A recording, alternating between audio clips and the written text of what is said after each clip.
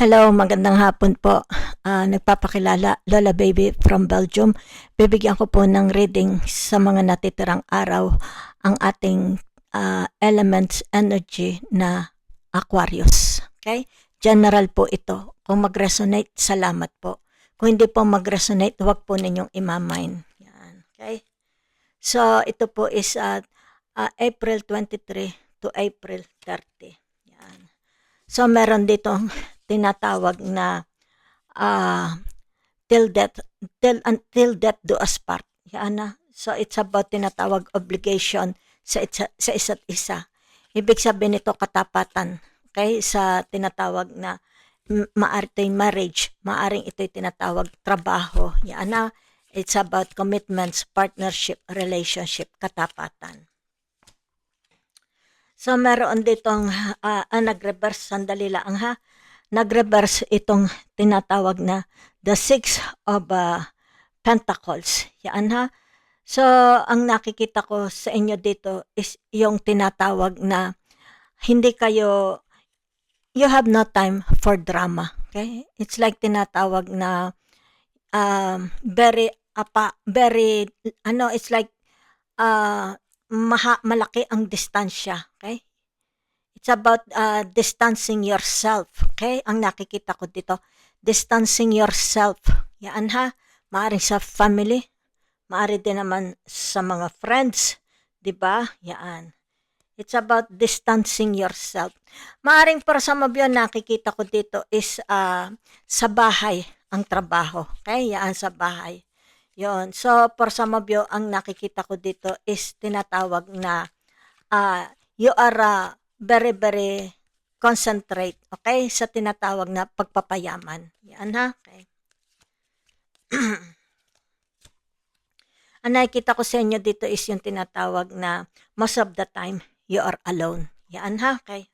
You are alone. It's like para kang nasa harap lang ng computer, di ba? Something like that, okay?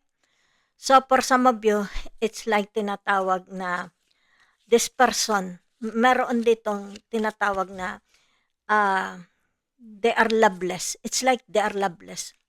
They have no home.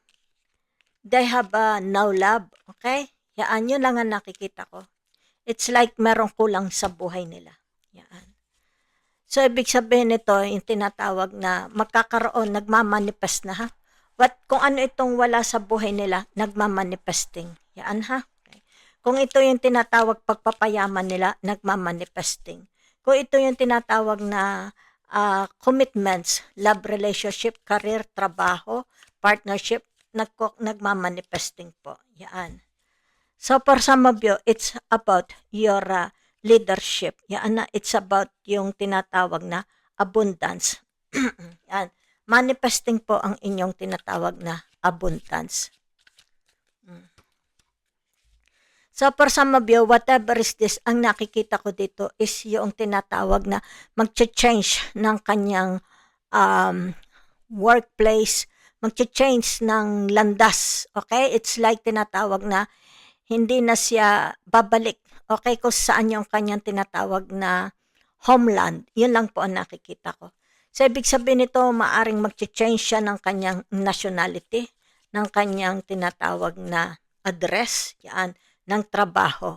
It's like ang nakikita ko dito is tinatawag na walang nakakaalam kung saan siya papunta. Kung saan siya matatagpuan. Okay? So, the Queen of Wands, meron ditong tinatawag manifesting. Manifesting your dreams, your hopes. Yan. Manifesting po. Yan. Marami pong nag-aay sa inyo. Maraming natutuwa sa inyo. Okay? Maraming interesado sa inyo. Maraming gustong anong tawag dito? It's like gustong makilala kayo siguro for a love romance, di ba? So, para sa mabyo, naririto yung tinatawag kabigatan.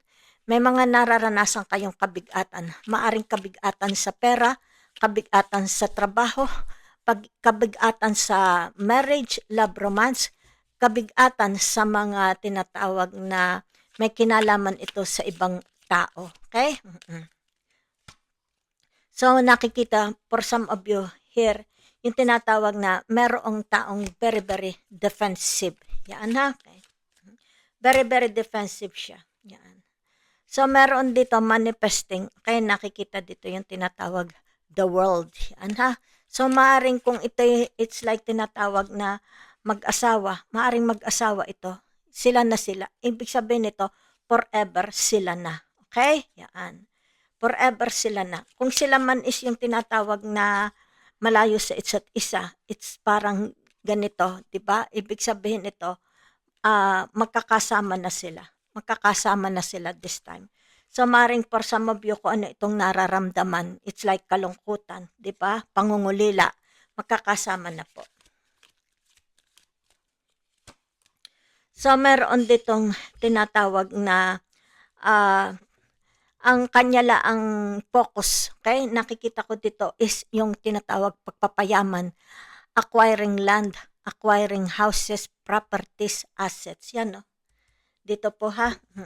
So, ibig sabihin nito, yung tinatawag na very, very intense, okay? Yung tinatawag na magkaroon siya kung ano ito. Yan, ha? Ang nakikita ko for some of you is nagmamaterialize, ha? Okay. So,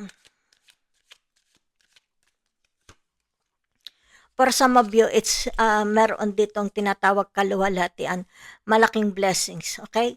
Blessings, manifesting coming your way. Blessings coming your way. It's like pati sa trabaho ninyo, okay?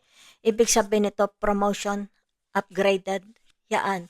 Maybe tinatawag increase in money, salary, yan ha.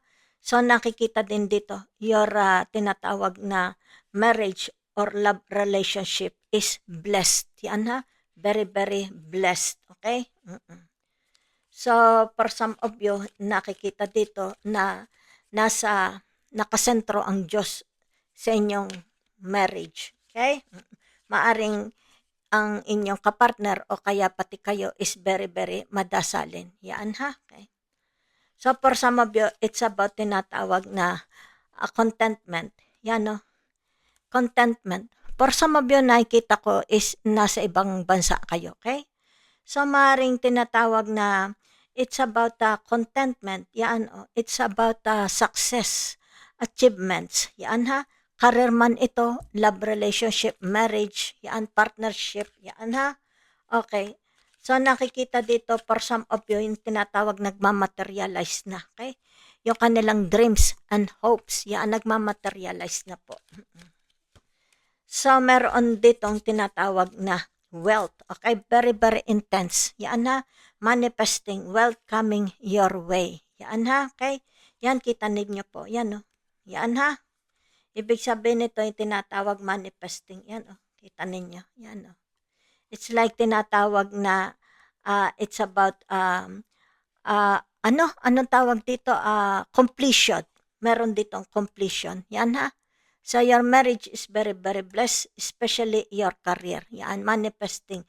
Ibig sabihin nito yung tinatawag na blessings. A lot of blessings manifesting coming your way. Okay?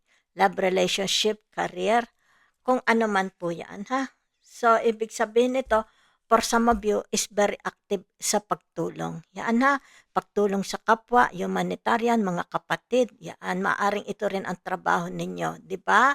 Yan, it's like tinatawag na kayo ang puntahan ng mga tao, maaring you're a consultant, di ba? Yan, maybe nagtatrabaho kayo sa bangko, nagtatrabaho kayo sa halimbawa, you're a lawyer, di ba? Maaari sa militar. It's like tinatawag, yung inyong tinatawag kababaang loob, nagsisilbi kayo sa tinatawag. It's more about your career. Trabaho ang nakikita ko for you. Okay? Yan.